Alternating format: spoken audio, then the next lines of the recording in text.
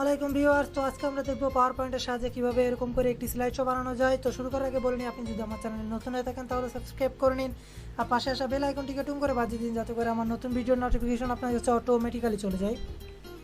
তো আমি আমার পূর্বের সকল স্লাইড শো ডিলিট করে দিচ্ছি, এগুলোর আর প্রয়োজন নেই আমাদের।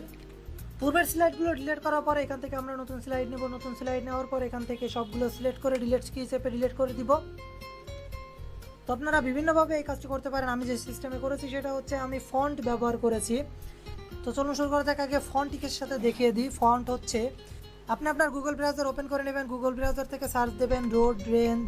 তো রোড রেঞ্জ পাওয়া যাওয়ার পর এখান থেকে যে প্রথম অপশনটা রয়েছে এর ভিতরে প্রবেশ করবেন। এখানে যাওয়ার পর এখান থেকে যে ডাউনলোড বাটন ক্লিক করবেন। ডাউনলোড ক্লিক করার সাথে সাথে এখানে দেখতে পারবেন ডাউনলোড শুরু হয়ে গেছে। ডাউনলোড শুরু হয়ে যাওয়ার পরে ওপেন করার পরে এই যে দেখতে পাচ্ছেন এই অপশনটা আপনার ইনস্টল দেবেন। এখান থেকে জাস্ট ইনস্টল করবেন। এখানে দেখতে পাচ্ছেন আমার অলরেডি ইনস্টল রয়েছে, তাই এখানে রিপ্লেস চাচ্ছে।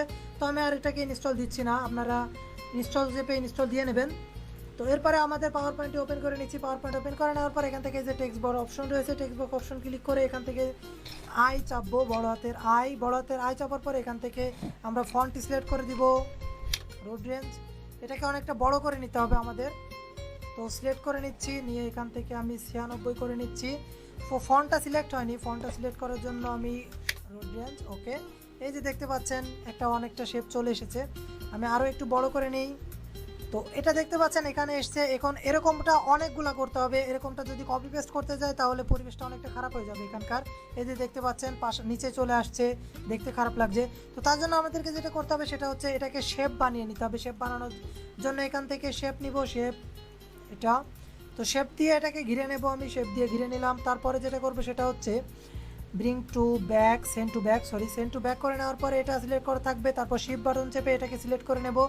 তারপর এখান থেকে এই যে মার্ক শেপ যে অপশনটা রয়েছে, অবশ্যই আপনাদের ফরম্যাটের মধ্যে থাকা লাগবে। মার্ক শেপ অপশনটি থেকে এখান থেকে জাস্ট করতে হবে ইন্টারসেক্ট করার পর এখানে দেখতে পাচ্ছেন শেপ পরিণত হয়ে গেছে। এখন যদি কপি পেস্ট করি তাহলে দেখতে পারবেন কি হচ্ছে। কন্ট্রোল সি দিয়ে কপি করে নিচ্ছি, কন্ট্রোল ভি দিয়ে পেস্ট করছি আমি। ওয়াও। তো এই সকল কিছু করার আগে যেটা করতে হবে সেটা হচ্ছে যখন সিঙ্গেল থাকবে তখন আপনাদেরকে যেটা করতে হবে সেটা হচ্ছে এই যে শেপ আউটলাইনটাকে নো আউটলাইন করে দিতে হবে। আর একটা কালার দিয়ে আমি আমার বোঝার সুবিধার্থে আমি এই কালারটা দিচ্ছি। ওকে, এই কালারটাই থাক। এবার আমি কন্ট্রোল সি দিয়ে কন্ট্রোল ভি দিয়ে পেস্ট করে নিই। ওয়াও।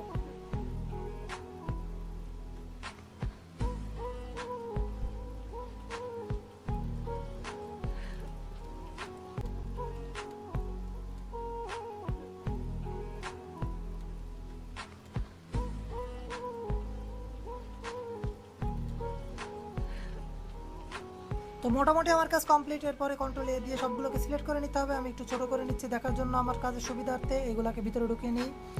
ওকে।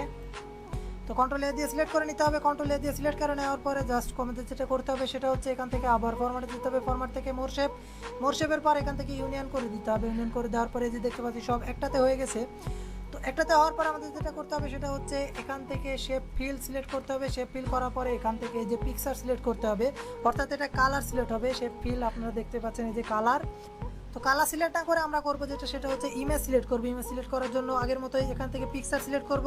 পিকচারের পরে এই যে অপশন আসবে, আপনাদের হয়তো ওয়ার্ক অফলাইন আসতে পারে এখানে, তাহলে ওয়ার্ক অফলাইনে ক্লিক করবেন। না হলে এখানে আসলে ব্রাউজারের পরে ডেস্কটপ থেকে আমি এই যে এই ইমেজটাকে ক্লিক করছি। এই যে চলে এসছে আমার ইমেজটা। তো ইমেজটা আসার পরে এই যে দেখতে পাচ্ছেন নীল কিছু অপশন রয়েছে, এইগুলোকে আসলে সরিয়ে দেওয়া যায়, অথবা এটা যদি আমি এই অবস্থায় রান করি তাহলে দেখবেন এইটা দেখা যাচ্ছে না আর। তো এই যে আমার ইমেজটি চলে এসেছে। ইমেজটি আসার পরে আমাদেরকে যেটা করতে হবে সেটা হচ্ছে আমরা ব্যাকগ্রাউন্ড সিলেক্ট করব। তো ব্যাকগ্রাউন্ড সিলেক্ট করার জন্য আমাদের কিছুই করা লাগবে না, জাস্ট ব্যাকগ্রাউন্ডটি সিলেক্ট করতে হবে। অথবা ব্যাকগ্রাউন্ড যদি সিলেক্ট না হয় তাহলে করতে হবে যেটা সেটা হচ্ছে ইনসার্ট করতে হবে। ইনসার্ট করে এখান থেকে এই যে অপশনটি নিতে হবে। নেওয়ার পরে আমরা পুরো ডেস্কটপটি ঢেকে দেবো আমাদের এটা দিয়ে। ওকে। তারপরে আমাদেরকে করতে হবে এখান থেকে এই যে সেন্ড টু ব্যাক করে নিলাম। এটা উপরে চলে আসলো, এটাকে একটু ছোট করে দিয়ে চেপে ধরে শিফট বাটন চেপে ধরে একটু ছোট করে নিলাম। ছোট করে নেওয়ার পর এটা এখানে এই পজিশনে আসছে। তো এরকমই থাকে। এরপর আমরা এর কালারটা চেঞ্জ করবো। কালার চেঞ্জ করার জন্য এখান থেকে ফরম্যাট থেকে শেপ ফিল থেকে এই যে আই ড্রপারটা নিব। আই ড্রপার নিয়ে আমাদের এই যে কোনো একটা অংশের কালার নিব, অর্থাৎ এর জামার কালার নিয়ে ছেলেটার। তো এরকম আসছে। তো এভাবে আমরা কন্ট্রোল ডি দিয়ে কপি পেস্ট করে নিই এটা। এই যে কন্ট্রোল ডি দিয়ে কপি পেস্ট করে নিলাম। এর পরবর্তীতে আমরা ইমেজটা চেঞ্জ করব। আমি ইমেজগুলো চেঞ্জ করে নিচ্ছি।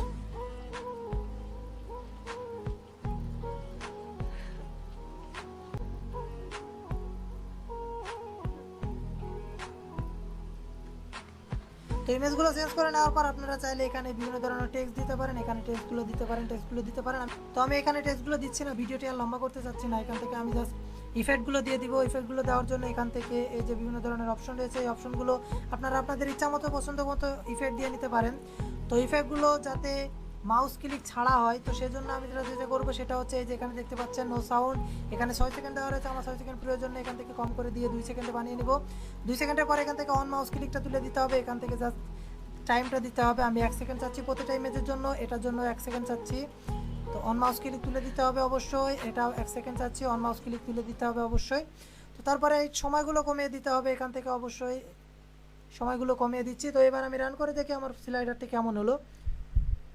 ইয়েস, কিছু সময় অপেক্ষা করবে, অপেক্ষার পর নতুন স্লাইড, আবার কিছু সময় অপেক্ষা, নতুন স্লাইড। তো এই ছিল আজকের ভিডিও টিউটোরিয়াল। পরবর্তী লেকচার ভিডিওতে দেখা হবে নতুন কোনো বিষয় নিয়ে। ততক্ষণ পর্যন্ত ভালো থাকুন, সুস্থ থাকুন, আল্লাহ হাফেজ।